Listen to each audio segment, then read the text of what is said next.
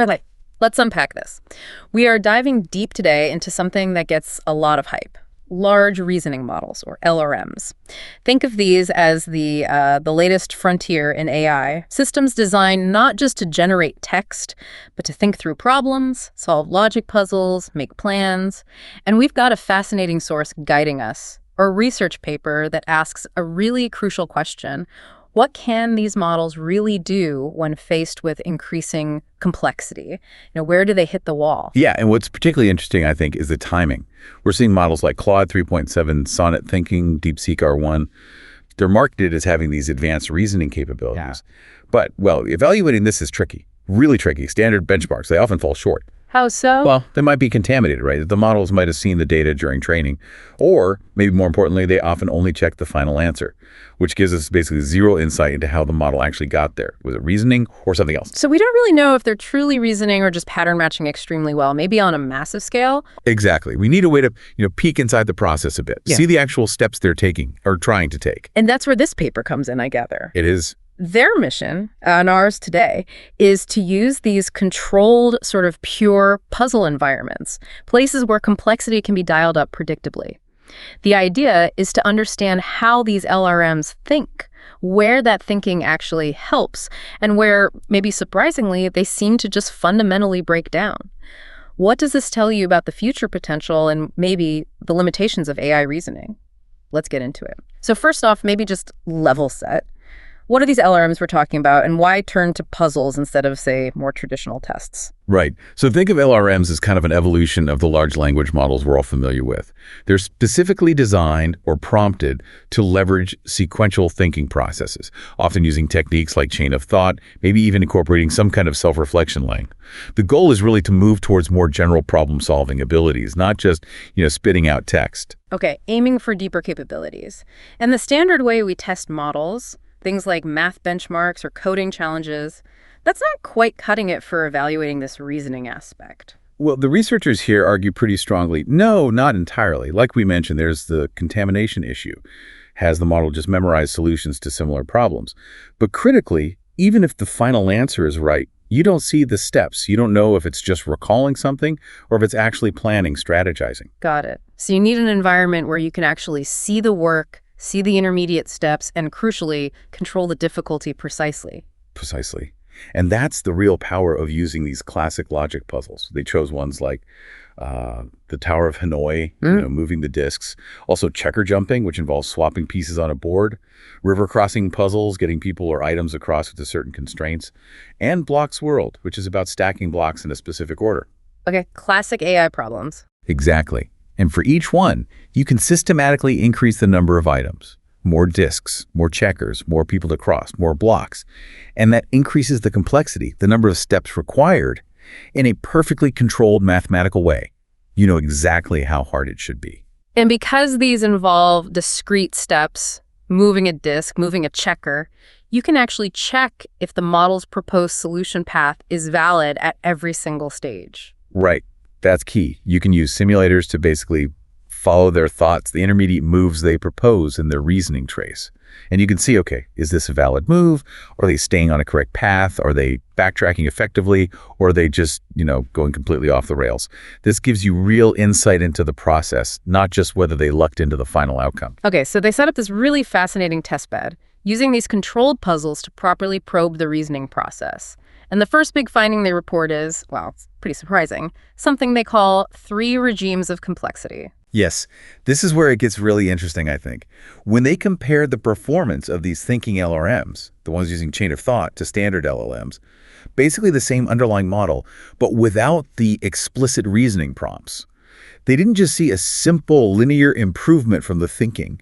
They saw these 3 distinct phases, or regimes, as the problem complexity increased. 3 phases. Okay, so what happens at the easiest level, the low complexity regime? Well, counterintuitively, at low complexity, the standard non-thinking LLMs were often more accurate. More accurate. Yes, and sometimes even more efficient in terms of the tokens they used.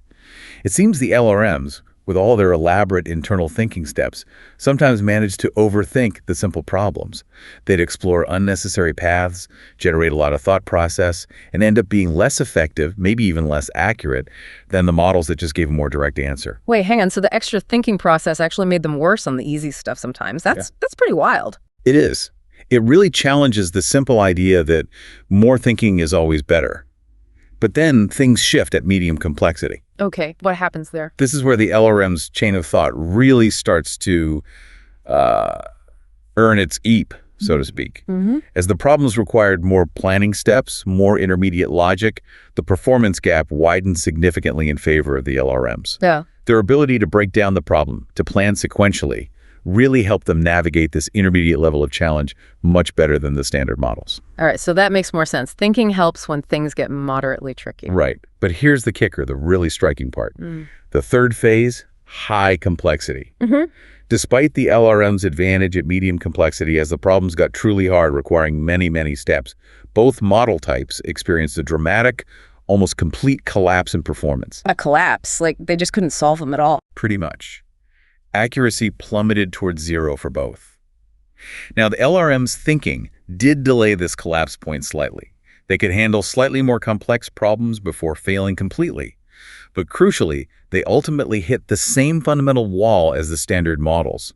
The thinking pushed the boundary out a tiny bit, but it didn't break through it. Wow. So the implication is that the thinking mechanism, at least as it's currently implemented, isn't providing some kind of breakthrough in scaling reasoning power. It's just offering a marginal benefit before hitting what sounds like a fundamental limitation. That's certainly what the researchers infer from these specific puzzle tasks. It suggests a hard limit to their current reasoning approach when faced with really demanding problems relative to the problem's inherent difficulty. Okay, that's a major finding. And tied into that collapse is another result you mentioned that feels really paradoxical. It's not just that their accuracy collapses, but something strange happens with their effort as well. Yes, this is truly puzzling and maybe even more revealing. They measured the model's reasoning effort. How? By counting the number of thinking tokens the LRMs generated. Basically, how much internal monologue, how much chain of thought text they produced before giving their final answer or making their next move attempt. Okay, so more thinking tokens implies more effort, more computation spent on reasoning. Initially, yes, that's the idea. And as the problems increased in complexity from low to medium, the LRMs appropriately generated more thinking tokens. They seem to be trying harder, dedicating more resources as the tasks got tougher. Makes sense. Right. But here's the paradox. As they approached that high complexity point, the point where their accuracy was about to completely collapse, they counterintuitively began to reduce their thinking effort. They started generating fewer thinking tokens. Even though the problem was getting harder and they hadn't hit, like, an output limit? Exactly. They had plenty of token budget available, the context window wasn't full, but they reduced their internal reasoning effort just as things got most difficult. So they didn't just fail. They failed while seemingly giving up, or at least reducing their attempt intensity. It certainly looks that way from the outside, based on the token count. He wasn't hitting a technical limit like response length. It seemed to be a change in their internal process behavior. And this, the researchers argue, points very strongly towards a fundamental scaling limitation in their reasoning capability itself. It's not just a constraint on how much they can output, it's something internal breaking down relative to the problem's difficulty. That's fascinating. And yeah, a bit unsettling. It suggests their thinking process isn't robust enough to just keep pushing when the going gets truly tough. It hits some kind of internal wall and backs off. That seems to be a reasonable interpretation of the data they present. Okay, so they looked at the amount of thinking measured by tokens. What about the content of those thoughts?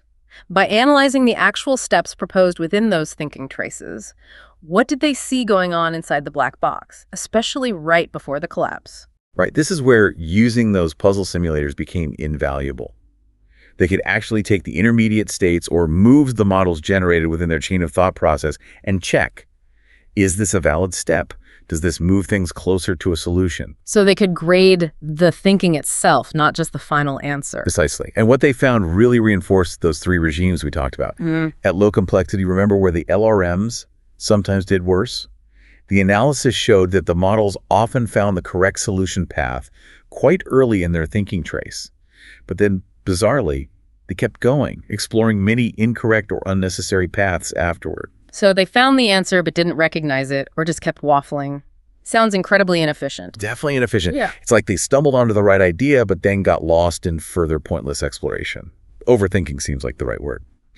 Then at moderate complexity, where the LRMs generally excelled compared to standard models, the correct solutions still didn't necessarily appear right at the beginning of the thought process. But they did tend to emerge later in the thinking trace, often after the model had explored some incorrect options first. So it looked more like a genuine search process, exploring, maybe hitting dead ends, but eventually finding the right path deeper into their reasoning. Exactly. It seemed like they were searching more effectively, eventually landing on the correct sequence of steps within their generated thoughts. But then, at high complexity, consistent with that performance collapse we discussed. Let me guess. No correct solutions found in the thoughts. You got it. The thinking traces simply failed to generate any correct solutions or even extended valid paths toward the solution. The internal search or planning mechanism just seemed to break down entirely.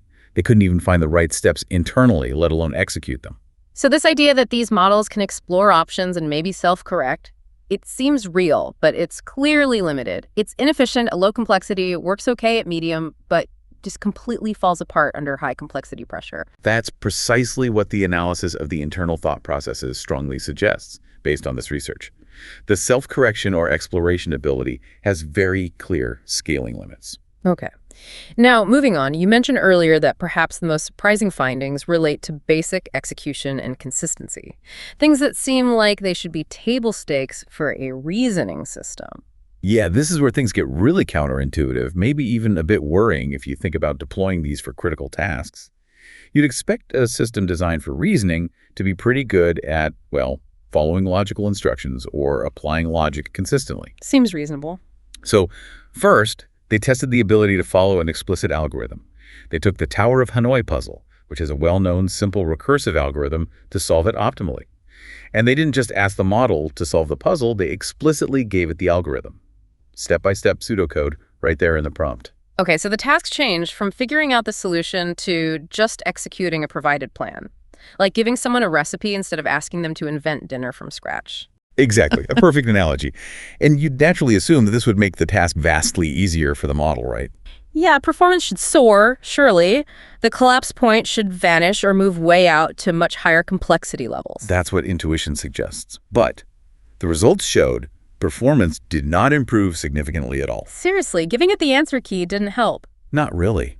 The accuracy collapse still happened at roughly the same complexity level, the same number of disks, even when the model was explicitly told how to solve it, step by step. That is profoundly strange. What does that even imply? A fundamental difficulty with precise, step-by-step sequential execution. Or maybe trouble verifying the validity of steps even when they're laid out. It's hard to fathom. It really is. It raises fundamental questions about what we mean by reasoning for these models if they struggle with something as seemingly basic as deterministic execution of provided instructions. It's not about finding the path anymore, just walking it. And they still stumbled. Okay, that's one major puzzle. What was the other finding around consistency? Right, the inconsistency across different puzzle types. This was also quite striking. They found that the model showed wildly different capabilities depending on the type of puzzle, even when those puzzles required a similar number of solution steps or seemed to have comparable logical complexity, like the size of the state space. Different performance on different puzzle types. Give me an example. Okay, so for instance, using Claude 3.7 Sonnet Thinking, the paper reports it could handle over 100 correct moves on a fairly complex Tower of Hanoi problem and 10 disks, which requires hundreds of moves minimally. So it showed impressive planning depth there, at least up to a point. Okay, over 100 correct sequential moves sounds pretty good, right? That suggests some real planning capability. It does. But then they tested the same model on a river crossing puzzle. Let's say ND3 pairs maybe 3 missionaries and 3 cannibals, a classic version. This puzzle requires far fewer total moves to solve, maybe around 11 minimum correct steps. Much simpler, fewer steps than the Tower of Hanoi example. Exactly. But the model failed. Completely collapsed after making only about 4 correct moves on this river crossing puzzle. Wait, it could do 100+ moves on the complex Hanoi, but failed after just 4 moves on the simpler river crossing, even though river crossing needed only 11 total steps. That's what they found. A problem potentially requiring hundreds of steps was solvable for over 100 moves, while one needing only 11 steps led to a collapse almost immediately. That feels like a fundamental inconsistency in reasoning ability. Why would it be so good at one multi-step logic puzzle, but utterly terrible at another, seemingly simpler one? Well, the researchers speculate, and it is speculation, that this kind of inconsistency might point towards the models relying more heavily on patterns, on statistical associations learned from their massive training data, rather than possessing a truly generalizable abstract reasoning engine. Meaning, perhaps complex Tower of Hanoi examples or the patterns within them are just much more common in the web text and code they were trained on compared to, say, complex river crossing puzzle variations. So they might perform better simply through greater familiarity or implicit memorization from the training data, rather than by applying a universal, robust, logical deduction capability. That's one potential explanation offered for this puzzling inconsistency. It certainly challenges the notion that these models possess a truly domain-independent reasoning faculty that works equally well across different logical structures. Fascinating. It suggests the reasoning might be more brittle or specialized than we assume. It could be. Now, it's important to mention the researchers themselves are careful to point out some limitations in their own study. Okay, always good to acknowledge. What were some of those caveats? They note that these specific puzzles, while controlled, obviously represent only a narrow slice of all possible reasoning tasks. Real-world reasoning involves uncertainty, incomplete information, much more varied contexts. Also, they primarily evaluated commercial black box models through APIs. This limits how deeply they can analyze the model's internal architectures or activation states beyond observing the generated text, the thinking traces. They couldn't fully crack open the box. Right, important context for understanding the scope. These findings are about these specific tasks and models, observed mostly from the outside. Okay, so bringing this all together then, if we boil it down, what are the absolute key takeaways from this deep dive into the reasoning abilities and limitations of these advanced LRM models? I think the core findings are pretty clear and maybe sobering. First, yes, LRMs using explicit thinking processes like chain of thought do offer an advantage over standard models, but primarily only in a medium complexity zone for these tasks. Second, they hit hard fundamental limits. They experience a dramatic performance collapse when problems get sufficiently complex. Third, there's that paradoxical reduction in reasoning effort just when things get hardest, suggesting internal scaling issues, not just output limits. And finally, perhaps most surprisingly, they show severe limitations in executing explicit algorithms correctly and exhibit striking inconsistency across different types of logic puzzles, raising questions about the generality and robustness of their reasoning. These findings seem critical for you listening because they provide a much-needed dose of reality about the current state of AI reasoning. They strongly suggest that today's approaches, even the sophisticated ones, aren't simply scaling smoothly towards robust, generalizable reasoning that works everywhere. It challenges some of the more optimistic narratives out there. Absolutely. It highlights that reasoning is complex, and current models seem to capture some aspects but struggle fundamentally with others, especially under pressure, or when faced with novelty or precise execution demands. And this really leaves us with a powerful question to mull over, doesn't it?